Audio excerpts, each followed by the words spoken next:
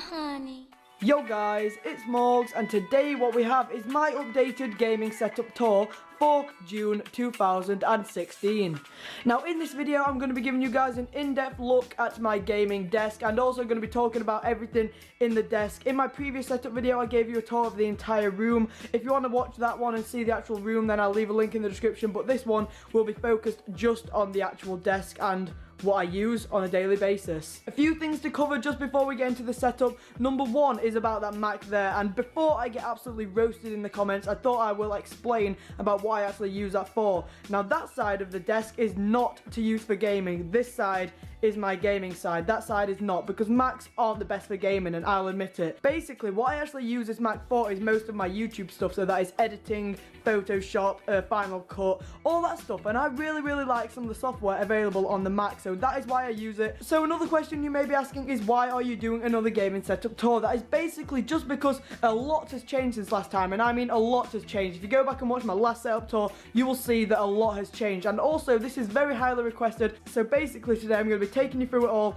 and we're going to get started down here. Now this is not really part of the setup, but this is my mini fridge, and in here is just where I keep my drinks and maybe a bit of food every now and again. There's not too much in here. It's a Coca-Cola mini fridge, and in my opinion it is very nice. It really adds something a little bit different to the setup, so it's not all kind of standard stuff. You don't usually see mini fridges in setups, and that's why I like it. And then as you can see on the top of the mini fridge we have a few things. Number one is this standard kit lens for the Canon 700D. Now this is the 18 to 55mm.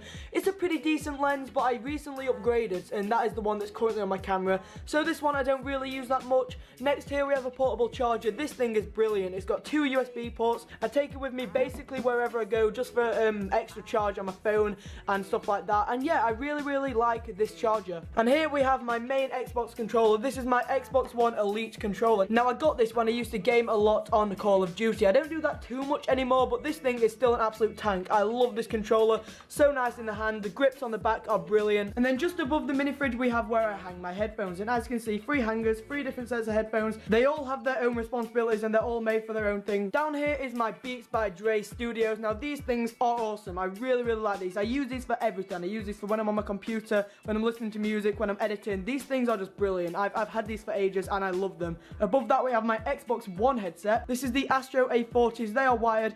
I've never had any problems with them. I think they're comfy, I think they look nice, and they do their job very well. Now, I don't really like this headset. This is a Turtle Beach headset for the PS4. It does its job. It's not very nice looking though, in my opinion, and it isn't very comfy, so it's not the best headset, but I really just use that for talking to my friends. Now, just before we get onto the actual desk, we're going to talk about this, and this is my GT Omega racing chair. This is the Evo XL edition, and oh my god, I could talk about this thing for hours. Now, I am sponsored by GT Omega, you may know, and they sent me this thing out, and oh my god, I could not be more happy. It is amazing. Now I did have an old gaming chair which I thought was alright, and this thing was just such a big improvement. It's full leather. If I zoom in here you can see all the leather and the stitching. It's all just so high quality, man. I love this chair. I use this thing so much. I sit in this every day for let's say about 3 hours, and I just never get any back strain, never get anything wrong with me. This chair is just brilliant and I really recommend it. If you feel like getting this chair, there'll be a link in the description and also a discount code which is Morgz, which will get you 5% off. Anyway guys, I think it's time we move on to the actual desk setup now, and just before we get into it, 1 minute,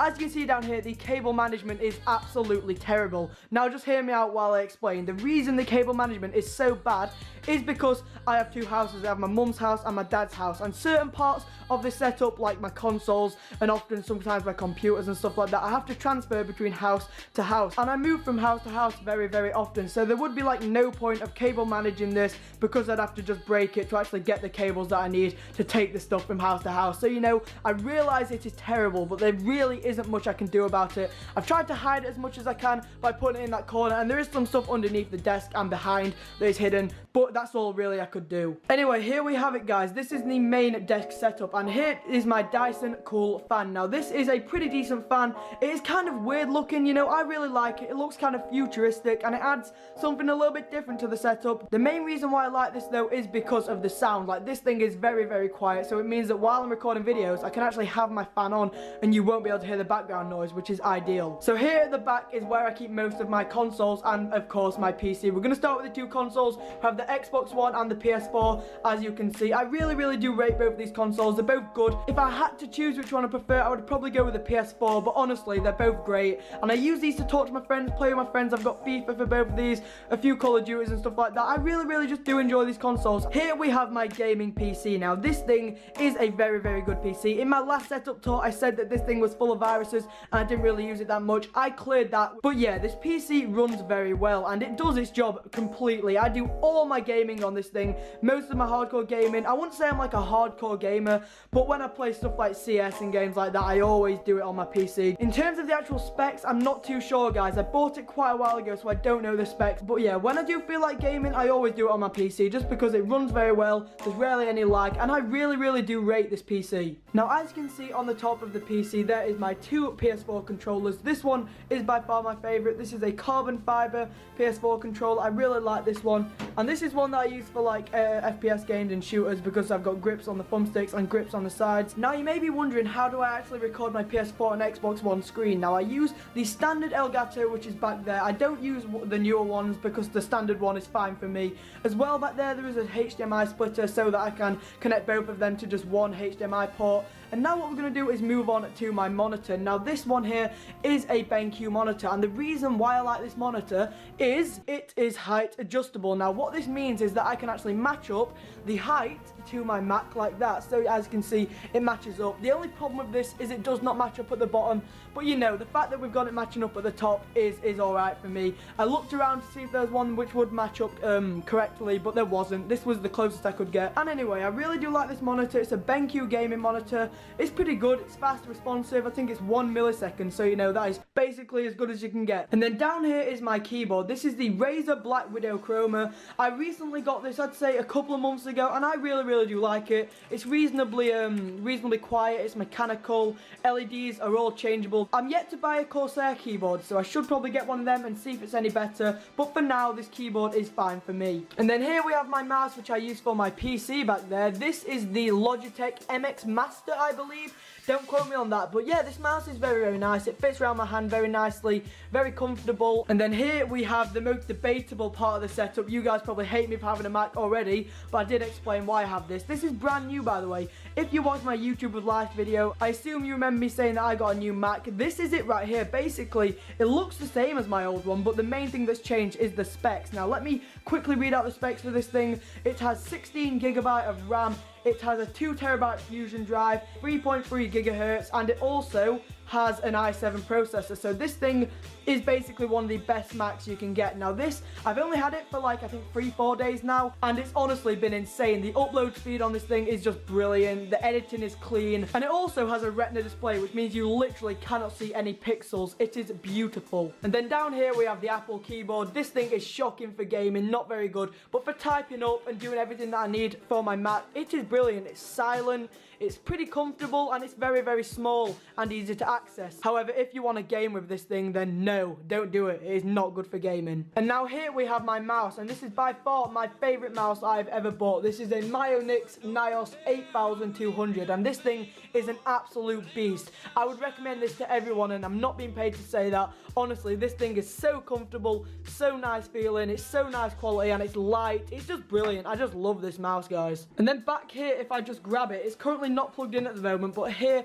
is my mic. Now this is the Technica AT2020, just with a pop filter on. This mic's alright. If you go into any of my other videos filmed at this setup, you'll be able to hear the mic. I don't think it's the best mic. I would personally say the Blue Yeti is better, but this mic gets the job done, and it's very nice sounding. You cannot deny that. And now we're going to talk about the final thing on this setup, and that is my camera. Now this is what I use for all of my face cams when doing these videos. Currently recording on my G7X, but this is my main camera. This is a Canon 700D with a brand new lens. This is a Sigma 18 to 35mm, but this has an f1.8, and basically what that means is it lets a lot of light in, which means for low light situations like inside a bedroom or outside in the dark, this thing is very good. And yeah, it does work very well in low light, and the build quality on this thing is just insane. But guys, I think we have basically covered everything now.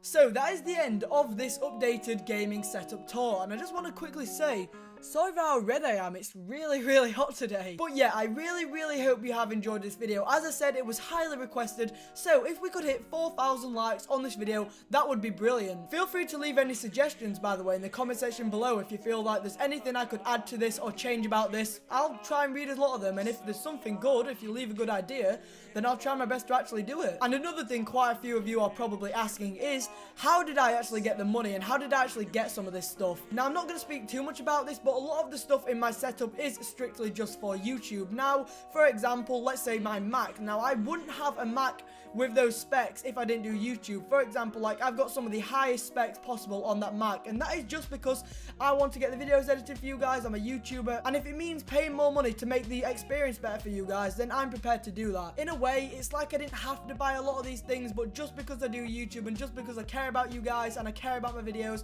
I wanted to make the quality and the overall experience better for you guys, just like, for example, this good camera and this Mac. But guys, thank you so much for all the support at the moment. It really means a lot to me. I really hope you've enjoyed this video. It took me quite a while to edit, so if you could smash a like, as I've said, that would be amazing. Got any questions or feedback, then remember to leave them in the comment section below.